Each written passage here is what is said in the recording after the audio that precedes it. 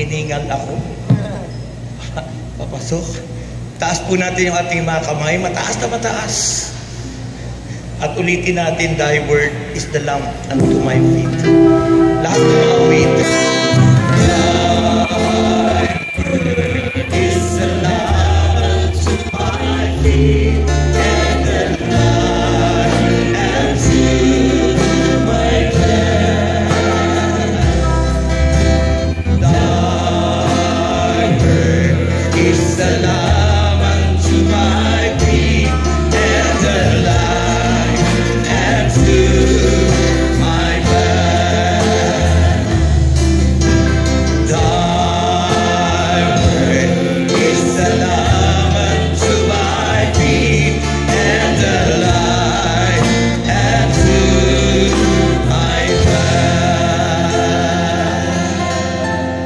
In the name of the Father, di pa po ako kay start ko pa lang. Huwag kayo magmadali. Mga bata pa kayo. In the name of the Father, and of the Son, and of the Holy Spirit. Amen. Pinakamamahal naming Diyos, aming Yahweh El Shaddai, pinupuri ka namin, niluluwalhati, pinasasalamatan. Dinadakila at sinasamba ang iyong banal at makapangyarihang pangalan. At dalayan ko, Ama, ang mga kabataang ito na tulad ko. Nawa po sila ay pagpalain mo. At dumaloy ang iyong biyaya. Ang future nila, Panginoon, ikaw ang may alam at may hawak. Kaya dapat lang, Panginoon, na unahin ka nila. Dahil nasabi mo sa iyong mga salita, but seek ye first the kingdom of God and His righteousness, and all these things shall be added unto me. Kaya Lord, inaangkin ko po sa kanila, ang future nila, Panginoon, magiging matagumpay sapagkat binigyan kanila ng time. At nawa po ito'y maging bahagi ng kanilang buhay, hindi lang po ngayon. At umaasa kami na may gagawin ka sa apong ito.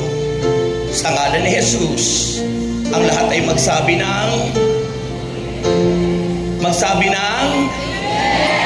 thank you, Lord. Laksan nyo. Ulitin nyo. In the name of the Father, and of the Son, and of the Holy Spirit. Amen. Palakpakan po natin si Lord. Yan lang po ba kalakas yun?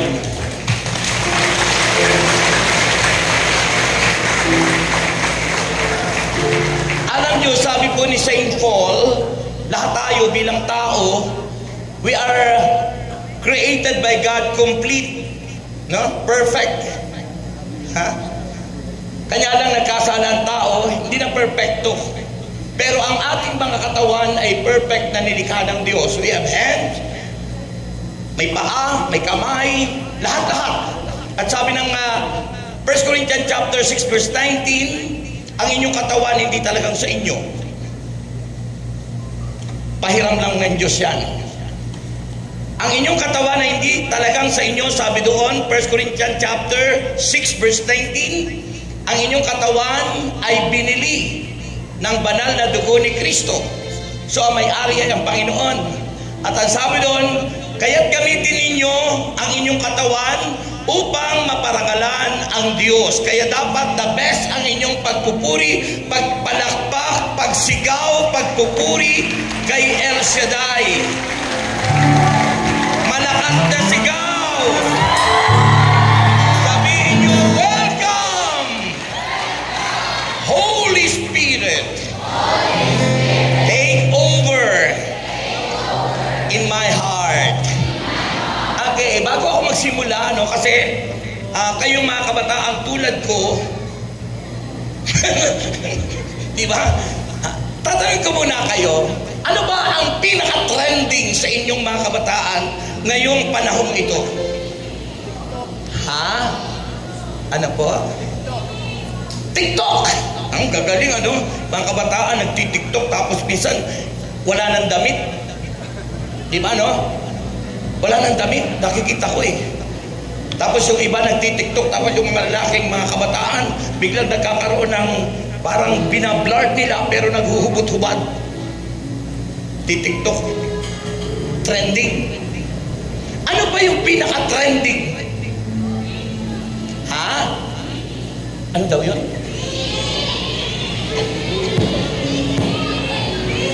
Bini. Girl group po.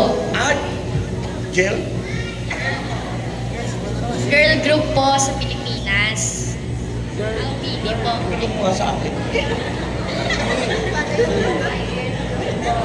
Girl group? Girl group? Grupo. Girl, babae. Girl, aba, tinan mo nga naman, no? Hindi natin alam yun kasi trending yun sa mga kabataan. Girl group. Trending yun. Anong ginagawa doon ng mga grupo na yun? Girl group. Anong ginagawa doon, bro? Kumakanta sumasayaw po. Bro! Kumakanta. Ha! Bro! Kumakanta po. Ha! Ano ginagawa doon? Bro, sabi mo? Kumakanta po at sumasayaw. Sumasayaw. Ha! Bro, iha. Ha! Ay, hindi nag-giggle group. Ano ba yung trending? Pinakamatindi. Trending sa mga youth. Bro. Ha! Miss Philippine. Miss Philippine. With Philippines. With Philippines. Yung ano yung with yung basa? Yung ba yun? West Philippine Sea. Ano ibig sabihin?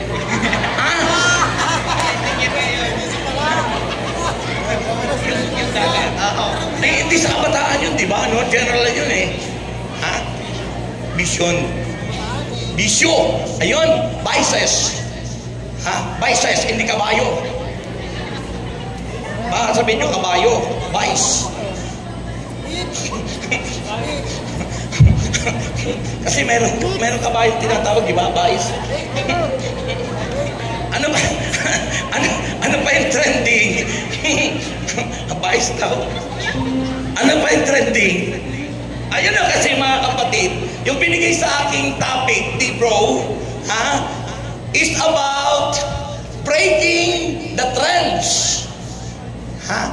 Breaking the trends, and then, sabi ron ay, yung, i-challenge ko kayo. Challenge the youth. Pwede kayo maupo. Breaking, ano? Pag sinabing breaking, ha, kailangan maputol, mawasak, mapagtagumpayan yung trending na yun na pinagkakaabalahan ng mga kabataan na nagpapalayo sa Diyos. Sino naniniwala sa Diyos? Yung hindi nakataas, kaya naniniwala. Ba't parang nahihiya kayong tumaas ang kamay? Ha? Sino ang naniniwala sa Diyos? Ang hina. Anong klaseng Diyos? Pineapple juice? Orange juice? Kalamansi juice? Anong klaseng juice? God. Amen? Naniniwala sa God. Sinong nakakakilala kay El Shaddai? O tinan mo, kabataan, hindi pa kasi nung kilala si El Shaddai. Ang El Shaddai po ay Hebrew word. Ha? Hebreo na salita. Na ang ibig sabihin po ng El means God. Diyos. Shaddai means Almighty. So pag sa English ang El Shaddai, God Almighty. Yun ang pangalan ng Diyos Ama. God the Father, Jesus, God the Son, and God the Holy Spirit, the third person. Hindi tatlo ang Diyos, but tatlong persona. God is one because God is Spirit. Wala akong kausap. Wala akong kausap. Laksan niyo po yung pagsasabi ng amen kasi yun ang pangalan ni Jesus na una. Amen. Ibig sabihin ng amen, inaangkin mo si Kristo, nasa iyo, at nag-a-agree ka, sumasang-ayon ka. Kaya laksan niyo ang salitang amen. Kung malakas. Yan. Ibig sabihin, naniniwala ka kay Kristo. Okay, bakit may Ama, may Anak, may Espiritu Santo? Tatlo. Because sabi ng Bible in 1 John 4 verse 7 and 8, God is love. Ang Diyos ay pag-ibig. You cannot express love kung ikaw lang mag-isa. Pwede ba yun? Nag-iisa ka. May papadama ba ang pag-ibig na kayo mag-isa? Bro. Ha? Bro, ha? Iha, si brother, si Iha. Bro, ha? O, di ba? May papadaba pa natin ang pag-ibig sa isa't isa. Doon na ano yung idiomatic expression, sabi ron, no man is an island, di ba? Walang taong po pwedeng mag-isa. Kaya ang Diyos, ang Ama, personality ng Diyos, the Father, the Son, and the Holy Spirit, because God is love, they are united in one God Spirit, kaya ang Diyos ay pag-ibig. Ang hina. Diba? Agree, disagree. Malakas ang sigaw ng agree. Ayan, ang hina. Agree yan. Sang-ayon. Okay. Hindi pa yun ang topic ko. Ang topic ko po ay, topic ko po ay yung trending. Ano ang trending? Sabi po ng Bible, makinig kayo, ang Biblia po ay napakahalaga sa buhay natin. May tatlong uri ang salita ng Diyos. Oy, makinig! Tatlong uri ng salita ng Diyos na dapat po nating malaman. The written word, which is Logos. Ang Biblia, salita ng Diyos na kasulat, Logos. The spoken word, when God created the universe, ano ang sabi ng God the Father? Let there be light. The spoken word na nagkatawang tao, in the beginning was the Word was with God, and the Word was God, that is Jesus Christ. The pre-existence of Christ in the beginning is the Word. Spoken word. Rema. Ang rema, dumadaloy sa pagkatao ng isang tao. Nabuborn again ang tao, not to transfer in any denomination, hindi para lumipat ng ibang sekta, kundi maranasan, ma-experience ang power ni God through the spoken word. Rema. Mahina. Naintindihan ba? Hindi. Hindi po naintindihan. Naintindihan. Sino nakaintindi? Taas ang kamay. Sino po yung nakaintindi? Taas ang kamay. Yung iba hindi nakaintindi kasi in English ko po, kasi ang pangalan ko po Rex America, kaya nag-i-English po ako. Brother Rex America in the Philippines, di ba? Pag nakikinig kayo sa radio, di ba? O nanonood sa YouTube. Okay. Ang ibig sabihin po, nadahan-dahanin ko, ang ibig sabihin po, rema, ibig sabihin, salita ng Diyos na binibigkas. Tulad ngayon, pag sinabing rema, pumapasok, dumadaloy sa katawan, sa pagkatao ng isang tao. It penetrates in your whole being. Yung word na binabanggit. At pag yung po ay nagrema o pumasok sa pagkatao ng isang tao, doon po nagbabago ang tao. Kasi kailangan magbago ang tao sapagkat lahat tayo'y makasalanan. Walang hindi makasalanan. Sino sa inyong walang kasalanan? Sino sa inyong walang kasalanan? Taas po ang kamay ng walang kasalanan. Ha? Lahat ba'y may kasalanan? Sabi ng teacher, doon nagtuturo, kaya napako si Kristo doon sa krus. Kasi dahil sa ating kasalanan ay may late yung student, nahuli siya. Narinig doon, naku ma'am, hindi ako may kagagawa ko, bakit napako si Kristo dyan? Kararating ko lang po Kararating ko lang. O diba? Kasi hindi alam. Sabi ng Biblia, Hosea chapter 4 verse 6, my people are perished and destroyed for their lack of knowledge. Ang aking bayan ay napapahamak, namamatay dahil sa kanilang kamangmangan. Sino gustong malaman kung sino ang mangmang? Sino po gustong malaman kung sino ang mangmang? Taas ang kamay. Gusto niyong malaman? Yung mga mangmang, yung hindi nakikinig. Kasi pag hindi ka nakikinig, wala kang malalaman. Pag hindi ka nakikinig, baliwala ang mga salita, wala kang matututunan. At ang taong walang natututunan ay nagiging mangmang. Kaya makinig kayo. Pumalakpak po yung nakikinig. Sumigaw po yung nakikinig. Hindi pala kayo mangmang. Nakikinig lahat eh. Yun ang sabi ng Bible, mga kapatid. Now, ano po yung mga matinding trending sa panahon ngayon na dapat nating ma-break? Dapat po nating mapagtagumpayan. Kilala niyo po si David? Ha? Yung naging hari ng Israel, kilala niyo po? Hindi po yung naglalako ng taho sa inyo, na sumisigaw ng taho, hindi po yun. Sino nakakakilala kay David? Bata pa yun, kasi bata nyo. Bago naging hari, pastol siya, nag-aalaga ng maraming tupa.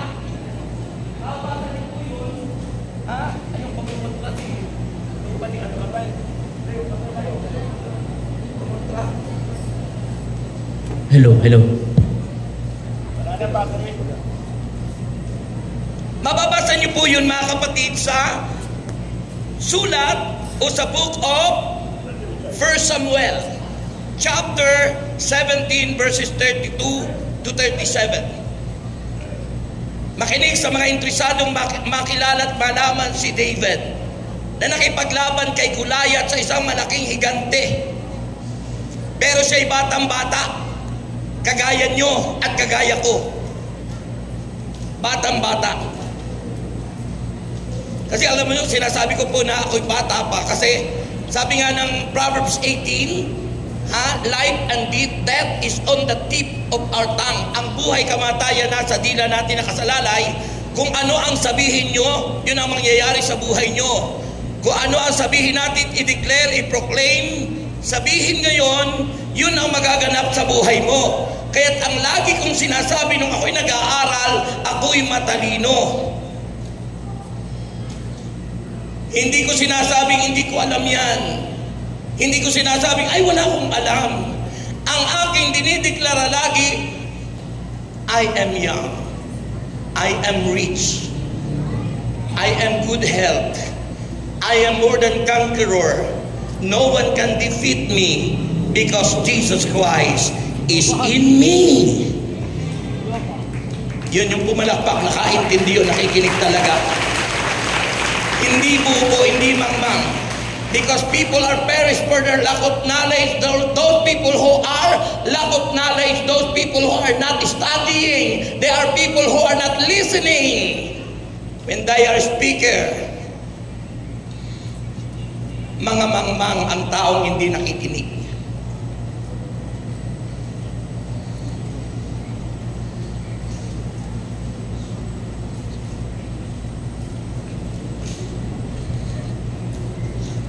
Sabi po ng 1 Samuel chapter 17 verses 32 to 37, Pagdating kay Saul, yung po yung first king of Israel, unang naging hari sa bansang Israel ay si Saul.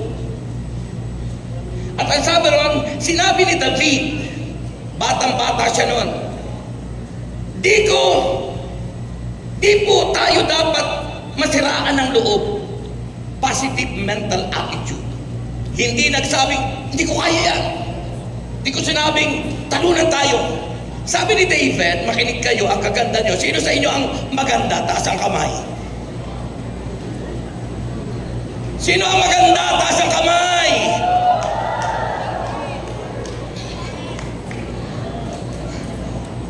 That is false humility. Yung maganda naman talaga kayo, ayaw niyong tumaas ang kamay. Nakakasala po tayo noon. Ayaw niyong aminin yung totoo. Ha? Sino sa inyo ang gwapo? Taas ang kamay. Aminin. Okay, baba na po. Ha? Huwag kayong maging false humility, ano? Ha? Pinuri na magandang boses, magandang na babae, tapos ayaw mo pang sabihin. Dapat sinasabi niya, thank you Lord. To God be the glory. No? False humility po yung kapag okay, makinig na po. Makinig na dito. Okay. Sabi po rin, anong nangyari kay David? Sinabi ni Saul, hindi mo kaya ang Pilisteyong yun. May gatas pa sa labi. Samantalang sa isang kilabot na mandirigma. Yun yung higante. Si David, hindi sinabing hindi niya kaya. Ang sabi ni David, sabi ron, di po tayo dapat masiraan ng loob. The word of encouragement. At ang sabi ron, dahil lang sa Pilisteyong yun, ako ay lalaban sa kanya, sabi ni David. Lalabanan ko ang higanting yun. Bata pa yun ha, ang tapang. Pagkatapos sabi ron, verse 34, ngunit mapilit si David. Sabi kasi ni Saul, hindi mo kaya yan. Sabi ni David, ngunit mapilit si David at sinabi niya, ako po ang nag-aalaga ng kawan ng aking ama.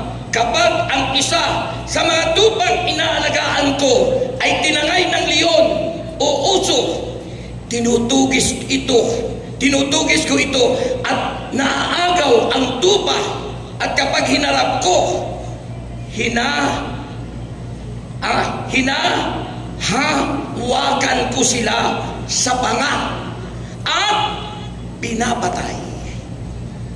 Hinahawakan ni David yung leon sa panga at yung uso, pagkatapos pinapatay ni David. Bata pa yung tulad yun. Pagkatapos, anong nangyari? Anong nangyari kay David? Makinig kayo kasi may exercise ako mamaya sa inyo. May examination. Sabi niya, marami na po akong napatay, sabi ni David. Marami na po akong napatay na leon at uso.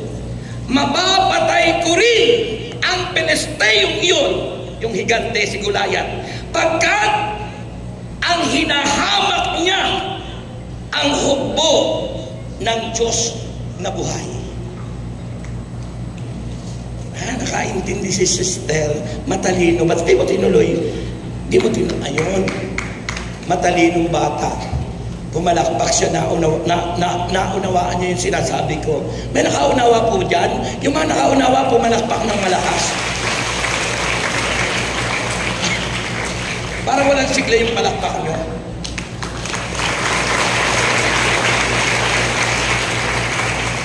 Idinugtong pa po ni David. Ito pa ang dugtong ni David. Ang Diyos na nagligtas sa akin sa kuko ng mga leon at ng mga uso ay siya ring magliligtas sa akin sa Pilisteyong iyon. Kaya sinabi ni Saul ng hari, kung gayon, labanan mo siya at patnubayan ka nawa ni Yahweh. At ipinasuot niya kay David ang kanyang kasuotan, yung kasuotan bilang hari.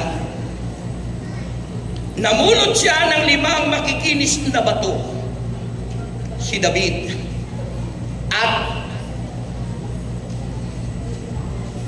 isinilid yun sa kanyang supot na pampastol at lumakad upang harapin si Goliath. Si Goliath po yung kalaban ng Israel, higante, inuusig niya ang Israelita.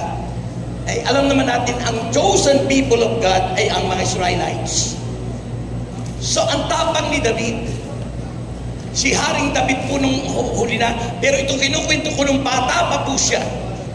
Ngayon, paano hinarap ni David ang matitinding trending ng panahon niya para mabawasak at maputol at di ipagpatuloy ang masamang gawa ng mga kabataan?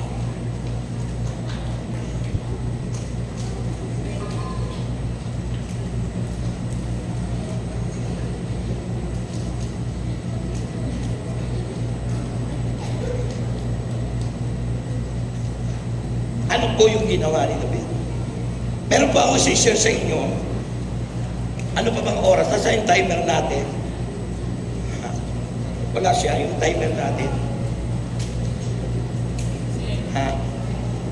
Ilan? 10 minutes na lang. 60 na lang. O 60 na lang daw. Okay. So, tandaan niyo po na lahat ay tinawag ng Diyos. Sino naniniwala tinawag siya ng Diyos? Ang hina naman.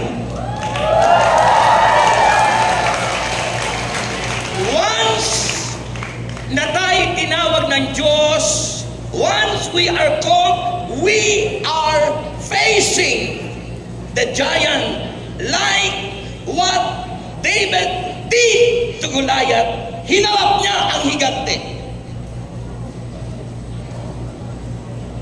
Bilang tayo mga tinawag, once you agree and you responded to the call sa panawagan ng Diyos, you are facing giant.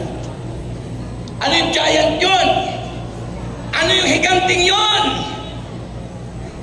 What are the giant in our life as youth and even in everyone, maging sa inyong mga magulang nandito? Mayroon pong 3 T. Sabihin nyo, 3 T. Pag binanggit nyo yung 3 T, ano yun? Unang T. Sabihin nyo, T. O, 3 T. O, anong nasa isip nyo na naman? May 3 T po. T, T, T. Nahiganti ng buhay ng mga kabataan na parang nilabanan ni David. Yung higante, natalo. Yung higante, pinugot ang ulo ni David. Yung higante, dahil lang sa isang bato. 5 yung batong kinuha niya, pero isang tirador lang ng isang bato, tinamaan sa mata. Apektado ang buong ulo ni Goliath. Bumaliktad si Goliath, patay.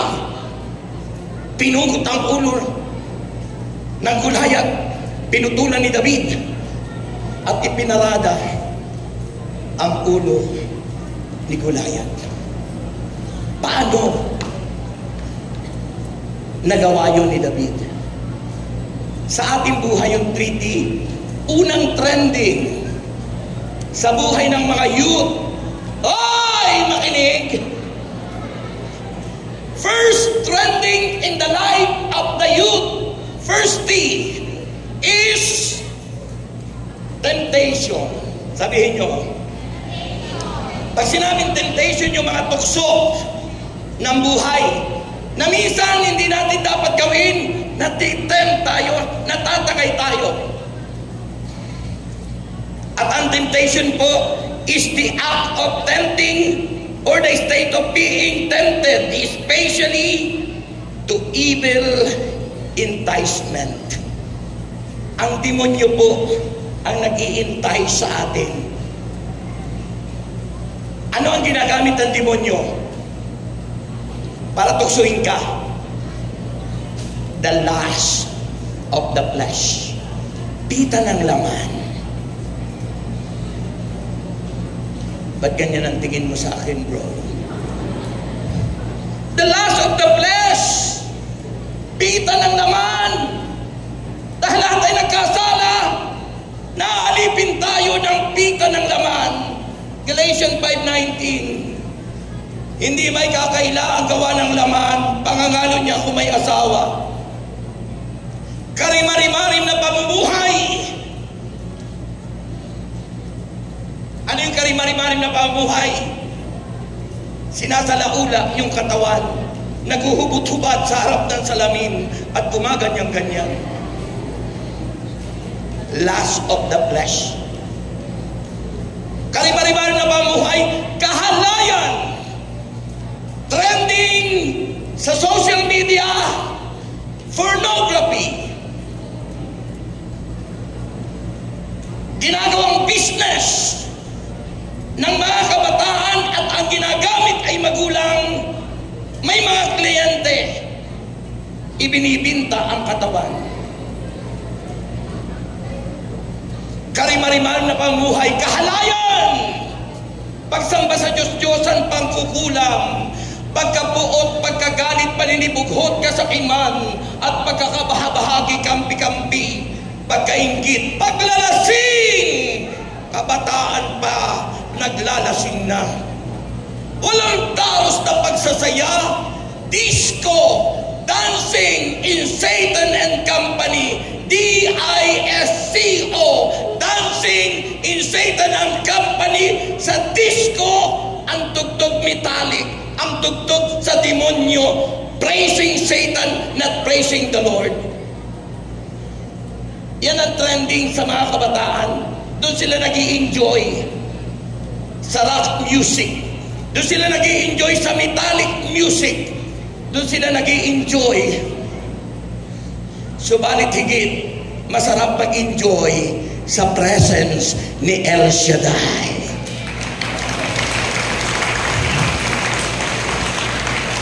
Ba't biglang nalungkot ka yata, brother? Parang naiba yung mukha mo eh. Ha? Nung nabanggit ko yung mga bagay, parang naiba yung itsura mo eh. Hindi po. Okay. So yun po yun, mga kapatid. Temptation. At ang unang-unang tinitempt sa atin, because the tempter is the devil, is the lust of the flesh. Pita ng laman. Oy, wag niyo ako sasabihin, hindi. Pinagdaanan ko po yan sa kabataan ko noon. Ha? Pinagdaanan ko yan nung kabataan ko pa. Kaya ang tagal-tagal ko maligo eh. Sino sa inyo ang matagal maligo? Kasi may extracurricular na ginagawa. Lust of the flesh. Trending sa mga youth. Diba? Diba, bro? Tagtaas ka kanina eh. Tagal-tagal mong maligo. Sabi kasi ng Bible, kasama yon fornication. Ano ang fornication? Enjoying yourself by yourself. Trending yun.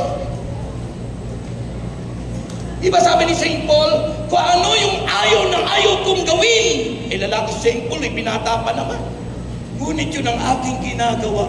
Sabi ni St. Paul, kahabag-habag ang aking buhay.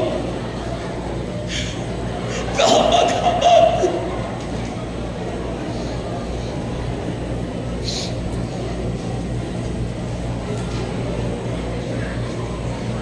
Kahabag-habag. Sabi ni St. Paul, yung ayaw na ayaw kong gawin, ayan ang aking ginagawa. Ayaw niyang gawin, pero nagagawa niya. It because all have sinned and fall short from the glory of God. Dahil lahat ay nagkasala.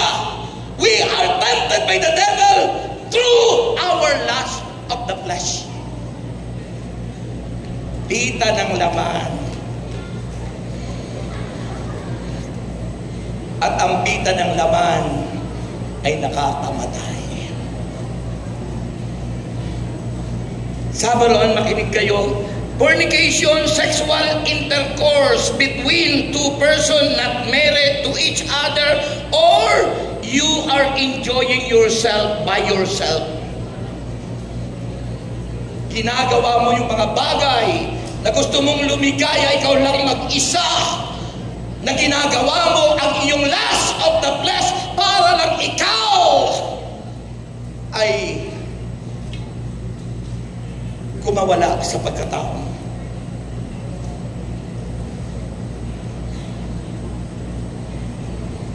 Wala pa ako sa Lord doon.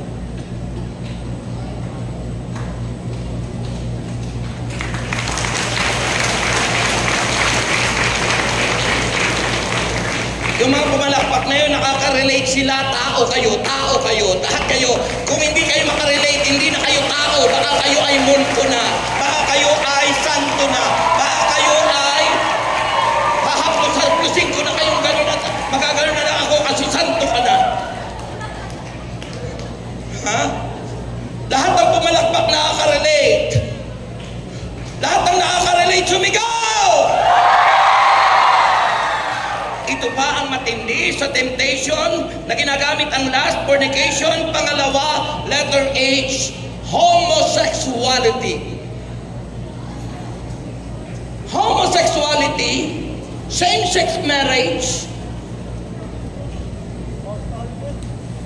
You know, God is the one who choose our gender. Hindi ikaw, hindi ako, hindi tayo. God is the one who choose what is our gender. Lalaki ka ba o babae? Kung babae ka ba o lalaki? Nakaka-relate yung lahat ng pupalakpak. Nakikinig yan, hindi sila bobo. Matatalino yan, yung mga pupapalakpak. Matatalino yan, matatalino yung lahat ng pumapalakpak.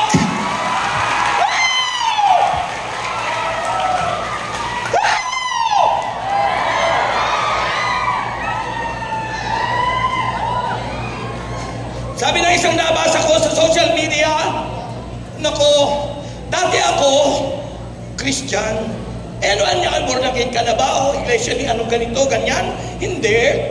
Ako dati Christian, ngayon ako na ay si Christy. Yung pala, dati ang pangalan niya Christian, ngayon nagpalit na siya ng pangalan, si Christina. Ang Diyos ang pumipili ng ating gender. Hindi masama kung malambot-lambot ka dyan, pero panindigan mo that you are male, that you are female, because God is the one who choose our gender.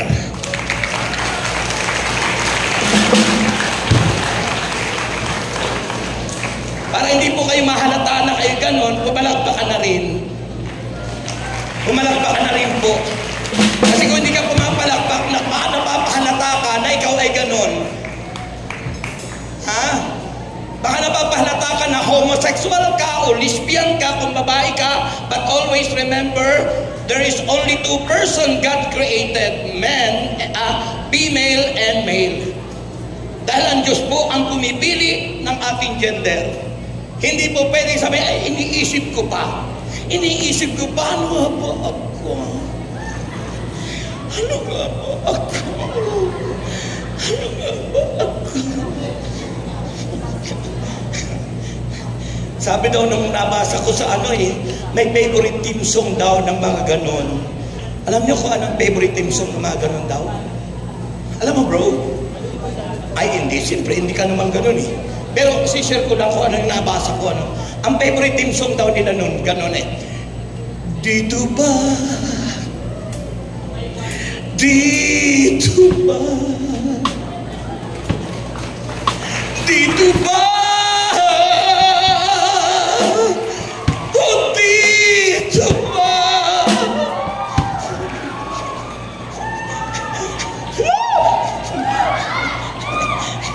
Yan daw ang team song nila. Dito ba? Di na maintindihan ang sarili niya. That is lust of the flesh. Trending ngayon, same-sex marriage, lalaki sa lalaki, babae sa babae. Kung lalaki sa lalaki kayo, ano gagawin nyo? Ispadahan!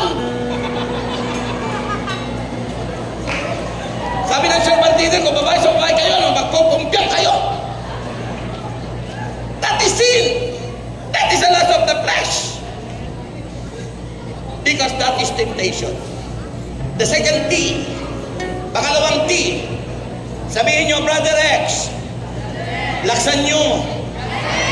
Ang sabi ko, laksan nyo. Ang sabi ko, sabihin nyo, laksan nyo.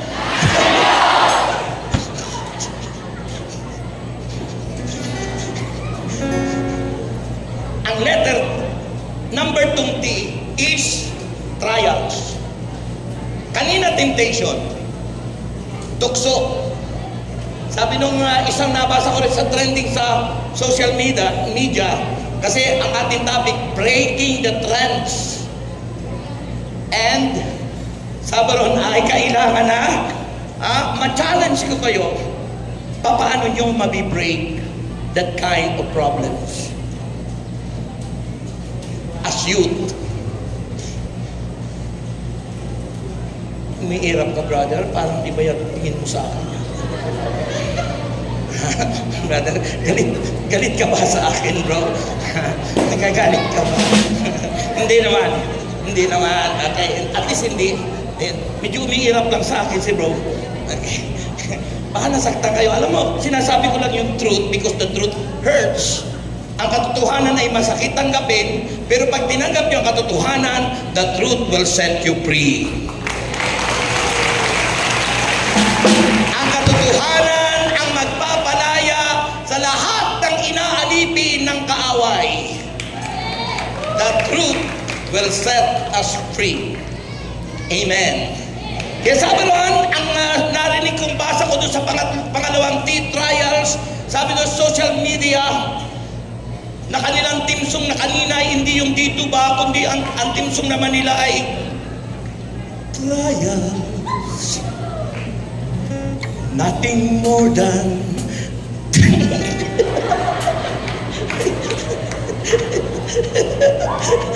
diba? Ano sabi ron? Trials. Nothing more than trials. Ano ba kasunod doon? Ang kasunod doon? Ano, bro? Trial. Diba na? Yun ang nabasa ko sa trending sa ano. Nothing more than trial. Ano kasunod? Wala na, hindi mo. Diba? So yung po yung trials, sabi na ang trials, makinig kayo, trials is a test of faith, patience, or stamina. Stamina. I am healed. Okay. Tapos, through subjection to sufferings and temptation. Si Hope nakaranas dito, matinding pagsubok, matinding trials. Ano? Ako naranasan ko, kaya ako makagraduate ng college, senior na ako. Kasi yung trial sa akin, namatay yung tatay ko agad, 3 years old pa lang ako, at ang pumatay, bayaw niya sa loob ng bahay namin. Kaya dahil doon sa pagsubok na yun, hindi ako nakapag-aral. Lahat ng kapatid ko, hindi nakatapos ng pag-aaral. At sa 5 magkakapatid, ako lang ang gwapo.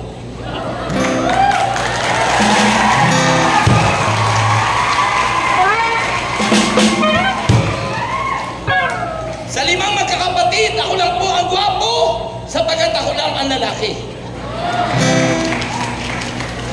Kaya naman pala, puro babae yung kapatid ko. At dahil doon sa trials na yon, walang makapagpaaral sa akin, nag-stowaway ako. Pumunta ko ng Manila, 1975. Pagkatapos ko ng high school. And then pagkatapos ko ng high school, nandito ako sa Manila. Gusto ko mag-aaral, pero wala makapagpaaral sa akin. Nag-try akong yung working student. Nagtrabaho ako, tapos hindi ko kaya. Unang-unang school na pinasok ko ay sa Pasay, yung Eastern, yung Eastern University? Hindi pa Eastern, ano kaya? Sa Southeastern University sa Pasay. Hindi pa ako natapos. Kasi nahihirapan ako. Hanggang sa na-tempt ako sa Lust of the Flesh. Mahilig akong manood ng Bolt Show. Yan naman ang gusto nyo mga kabataan, di ba? Kabataan din ako nun eh. Hanggang doon ay gusto. Alam nyo, usong-usong DVD, 20 pesos lang ano. Nung pala, May camera na doon sa amin, pinagdalahan sa amin. Pag hindi namin ginawa yung bagay na yung pinapagawa sa amin, sisipain yung dingding. Matatakot ako, may bouncer kasi bata pa ako noon. Kamukha ko pa noon si Alden. Oh, si Alden. Yung artista, yung Alden. Hindi ka ba makapaniwala? Hindi ka makapaniwala, bro. Grabe talaga. Ay, iba pa ang mukha ko noon talaga. Oh, alam niyo po, doon natukso ako. Ha? Pero tingnan niyo po, mula noon hanggang ngayon, hindi po ako napag-aral. Pero nung nag-LCD po ako, diyan ako nakapag-aral. At salamat sa Diyos. Sapagat nung nakapag-aral po ako, graduate po ako, alam ko kailan? 2019 lang. 2019 sa College of Divine Wisdom. Kaya kahit na ako'y matanda na, mabuti na buhok ko. Pero mahalaga pa rin sa akin na ako'y nakapagtapos. Mahalaga yung mag-aral. Kaya hindi na wala yung desire ng puso ko mag-aral ako. Tingnan niyo po mga kapatid, bakit sabi ng Bible yun Mateo 11:29. Pasanin niyo ang aking pamatok, sabi ni Jesus, at mag-aral kayo sa akin. Kaya ako po'y nag-aaral pa rin, kahit matanda na, kahit maputi na yung buhok ko. At ang napakaganda, nung ako'y graduate na, cum laude pa. Nothing is impossible to God. Even though that there are so many trials and testing in my life, God's purpose happened to me. And once that purpose has happened to your life, you enjoy it. Nai-enjoy mo, di ba? That's why I enjoy myself. Bakit? Ano mang nangyari sa buhay mo, ang kasunod doon ay, it happened. It means to say, pag ikaw ay natupad yun, you become happy. Diba? Hindi toothpaste. Happy. Masaya ka. Kaya ako ngayon, masayang-masaya. Dahil kapag kasama ko ang mga kabataan, ang sarap ng pakiramdam. Lalo na ang kasama ng itong mga kabataan ay magaganda at mga gwapo na tulad ko. Purihin si Jesus. Amen? So yung po, yung pangalawang T, trials, ano? Ha? At panghuli, kasi sinisinyasa na ako, time na raw ako. Panghuli is tribulations. Anong ibig sabihin ng tribulation?